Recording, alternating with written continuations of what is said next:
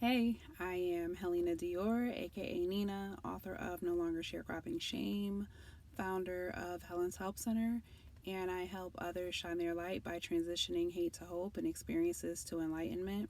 I am a survivor of childhood trauma and abuse, and I openly share my experiences coping with and healing from such a life. So, I have had an amazing couple of months. My book, it was released in November, and between November to now, um, I've had about six different people, five women, one man, who have come to me and expressed or have read the book and then expressed their experiences dealing with sexual trauma and abuse. And the majority of the people who have come to me to share their experiences have never told anyone. And these aren't people who are like teens or early 20s. Like, these are full grown adults, homes, cars, degrees, grown children, lives, marriages. Like, they've lived and they experienced trauma, they experienced abuse at such a young age and never were able to vocalize it, never were they able to express it or even tie together how their lives were impacted by what happened to them, by them suffering abuses. And it's bugged out to me because I know it took a while for me to put it together, but it just bothers me. It bothers me that there's such a stigma on surviving abuse, and there's such a stigma on just being able to vocalize it, being able to put it in words, and being able to shed the shame and break the silence. Like, it's difficult. It's very difficult. It wasn't easy for me. It's still not easy for me. There's still times where I'm still trying to work my way through.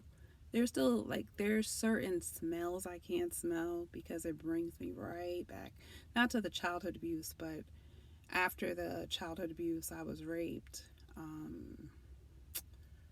like early 2000s. It's 2020.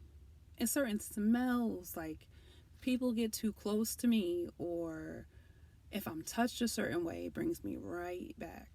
Like, that hasn't left. And I've been open about it, I've been vocal about it for the most part before the book. Now that the book's out, like, I've told so much. So now it feels foolish to me to not say it, but it's still hard. It's still hard to put words to it. It's just hard for me to imagine what it must have felt like to have that part of you have to, like, stuff away to the people who are in your life daily, like to your husband and your children, and just for decades. Just sit on it. You can't share it. You can't speak it. And I know for sure that they did what I did with it. You just kind of act like it didn't happen, or you minimize what happened. You don't address what happened, and you just learn to deal with it. You've normalized it. It happened. You don't want to whine about it. You don't want to act like, or for me, I didn't want to seem like I was like, oh, woe is me. Because I know so many people who have suffered worse, but just because people have endured worse, that doesn't minimize the trauma that I have. That doesn't minimize any of that. And I'm just happy that now, knowing that I can be open about it, it's freeing. It feels good. It feels really good. It feels good to know it's not just me, to know that other women have accomplished so much with their lives while sitting on that secret and just waiting and, like, anticipating what's going to happen now that they've been able to free themselves from that, now that they've been able to speak it and to acknowledge it, to realize after all these years it's not their fault, that they didn't do anything wrong. I'm excited to see what happens. I'm excited to see what happens, and I'm thankful that by me sharing that they were able to share with me. It's just, I could see how God had lined everything up to where, like, my pain that I was able to speak, it had purpose. And just to see that purpose working, to see it moving, to see it happening, it's amazing. It feels so good. It feels so good to know that other people are healing and to know that I'm not in this healing journey by myself. It feels amazing. And I've been like back and forth in my head about it, but the people I've spoken to had the same rules I had. Like, when stuff happens at home, you don't tell nobody about it. You keep your mouth shut. What happens in this house stays in this house. And that's that. And because that was that, you shut up. You don't say anything. You don't. And I mean, I tell my daughter not the exact same thing because I don't want to repeat that cycle.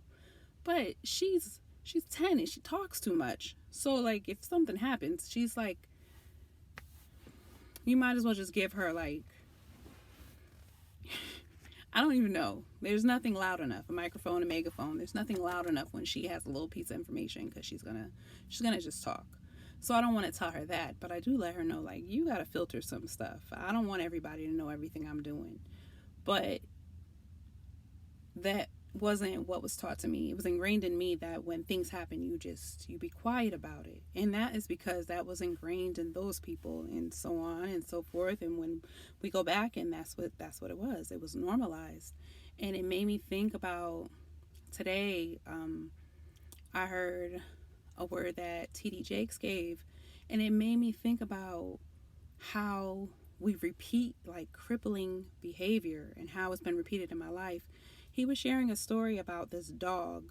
It was a pregnant dog who was hit by a car, and the dog survived the hit, and all of her pups survived. So when she was hit by the car, her back two legs were tucked under from the accident, like she was crippled.